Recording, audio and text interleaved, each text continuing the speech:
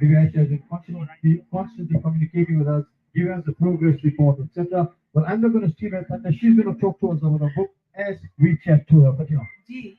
So a lot of us are here. As you can see, Faisal, we are packed to capacity. We are selling out. So you need to be here at the Westwood Saxony Mall to get your copy of Bibi Aisha. And she is actually going to sign it for you. You will get to meet her, greet her, and actually ask her a few questions about the recipes that she has shared on this book.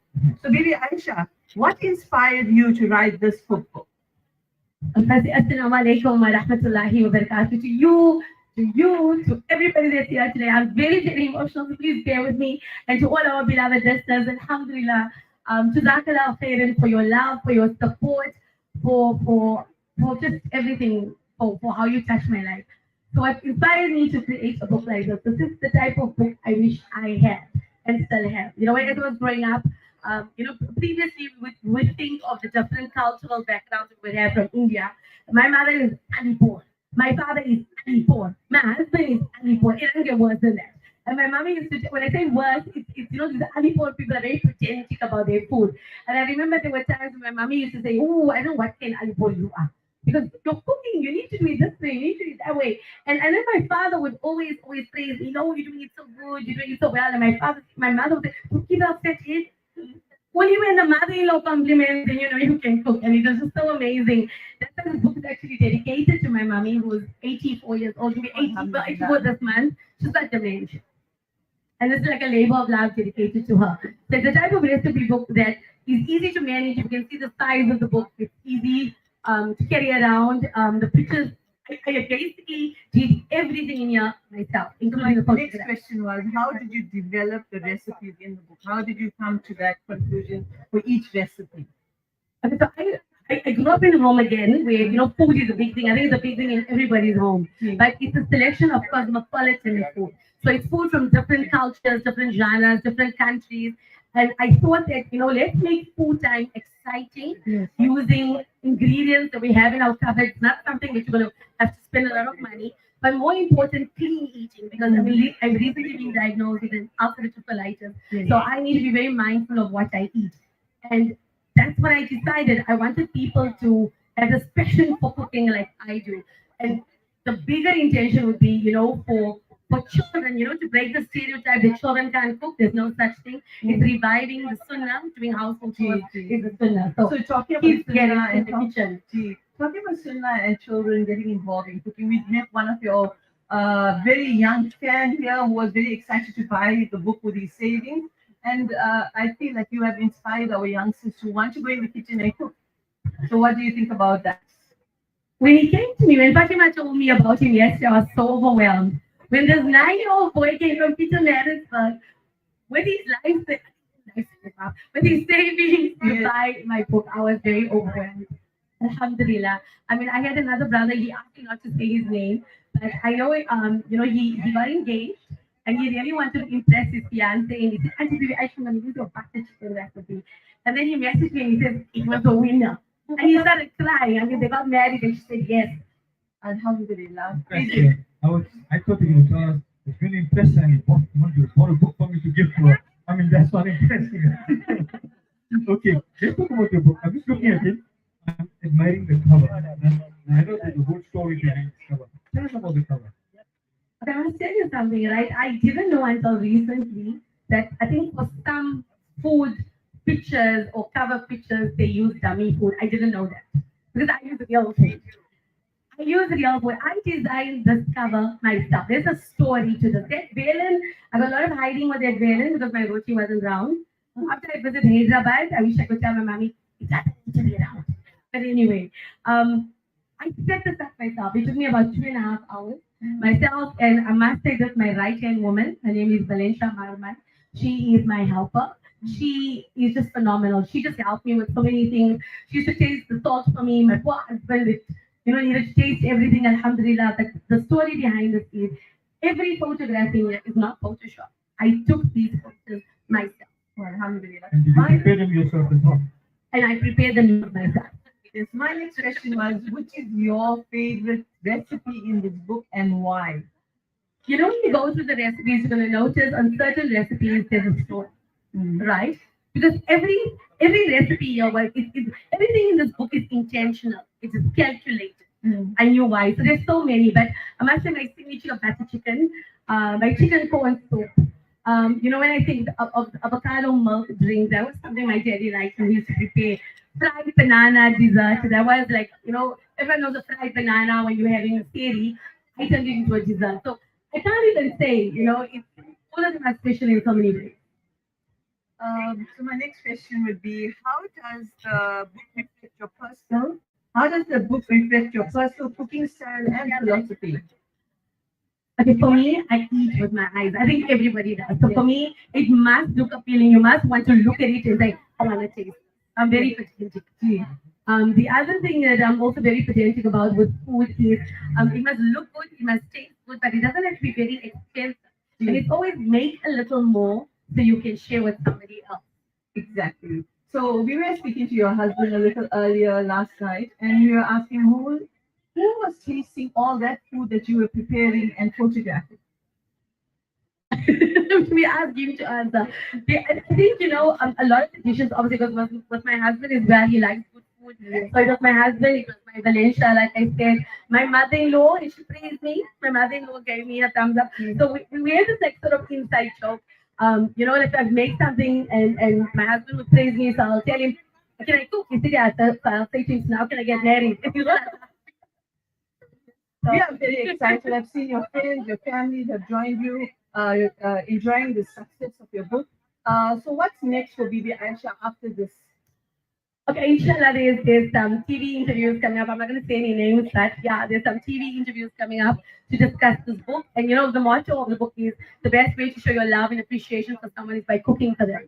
So growing up, remember, you know, like many people can recall, your supper table was a place where the communication took place, where the family bonded, where everyone ate together. That seems to be missing in many homes.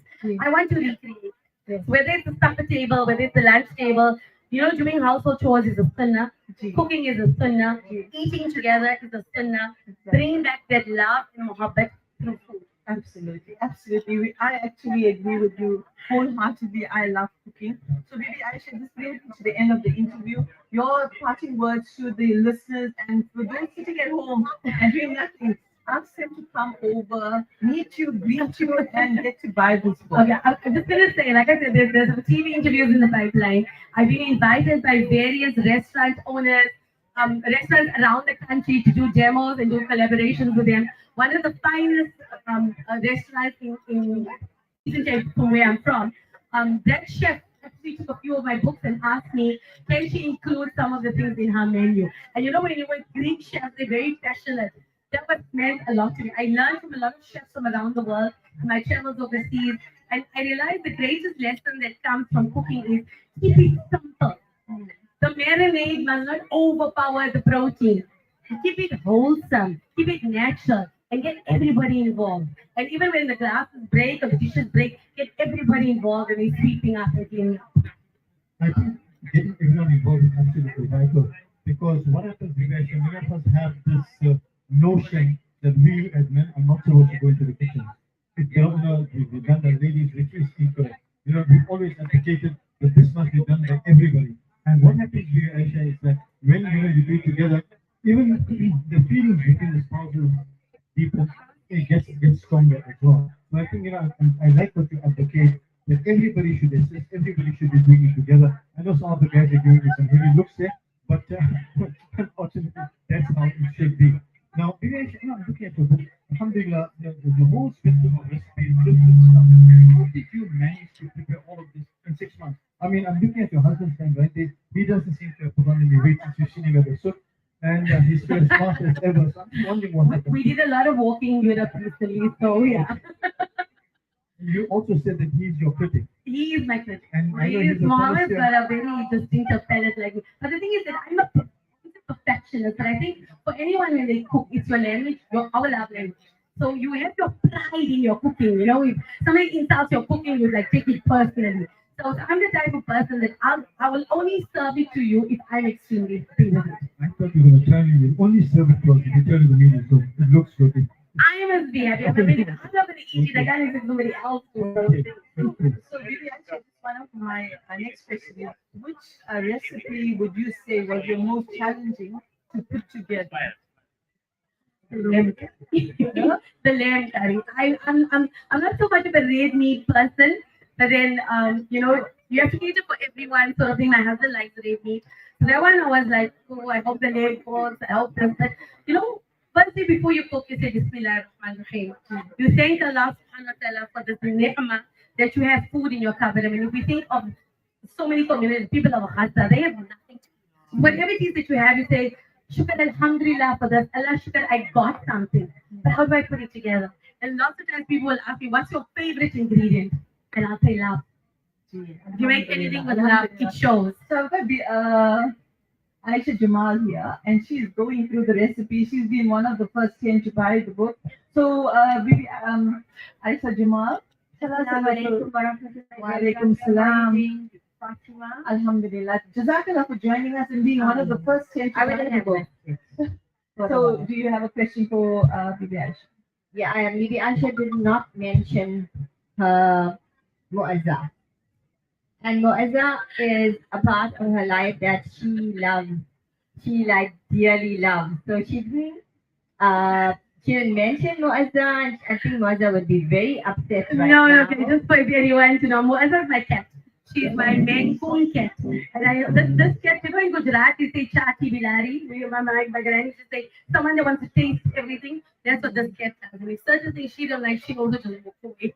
So anyway. So I would like to know how influential was Mu'azza in your cooking, because I'm sure she was always around you when you were doing all these photographs and all the dishes that you were preparing.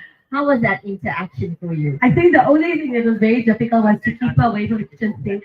Because I think like little children and even like a little kitty cat, every time you go to the kitchen sink and they're like, meow, they think they're getting meat or they think they're getting fish. But yeah, I was very cute. Trying to keep her away from the room when I was doing the layout for the photograph, that was quite a challenge because she probably looked and said, ooh, a whole lot of toys for me. So yeah. Congratulations, Jazakallah, Aisha. Place a record for our we'd like to congratulate I think all the presenters would really love to congratulate maybe Aisha Lahir on this book, and we are proud of her as well. And Alhamdulillah, it looks amazing, and I'm so proud to even own this book.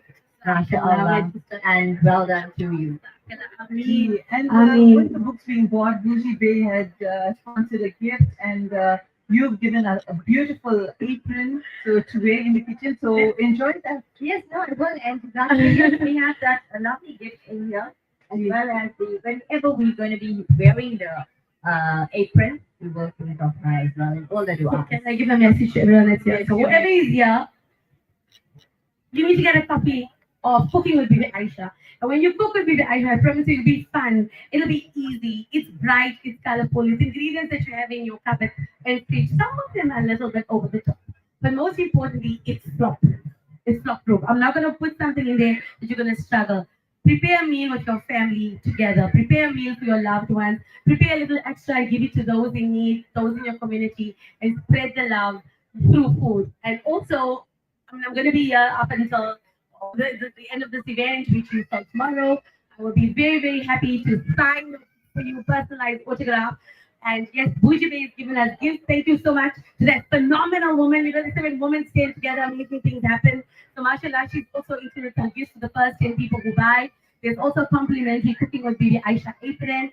And please come to the Durban Shopping Festival and let's get cooking. Gee, let's get cooking and let's go. So this brings us to the end of the show, and I'd like to say Jazakallah to Faisal, to Bibi Aisha, to Aisha Jamal for joining me. Inshallah, we will be here at the Saxony Westwood Mall. You can come through and buy your book, Cooking with Bibi Aisha, right here at the Saxony Westwood Mall. Assalamu alaikum wa rahmatullahi wa barakatuh.